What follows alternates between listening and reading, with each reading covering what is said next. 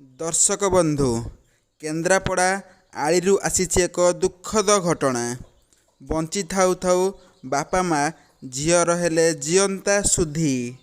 हाँ दर्शक बंधु, झीटी निज गाँव रे निज घर पाखरे थिबा गोटिए पुओ को भल पाउथिला, किंतु बापा माँ सेठारे तार बाहागर करिया पई अराजी थिले। बापा माँ बाहागर पई अराजी हेबारु झीटी सेही पुओ सह घर छाड़ी चली जाइथिला एवं पुओटी सह विवाह होइथिला। सेथिपई बापा माँ झीटीर जीवंता सुधी होइछंती।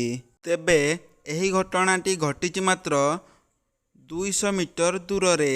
सेपटे झीओ बाहा होतिबा समय रे बापा माँ झीर जीवंता सुधी हेउथिले।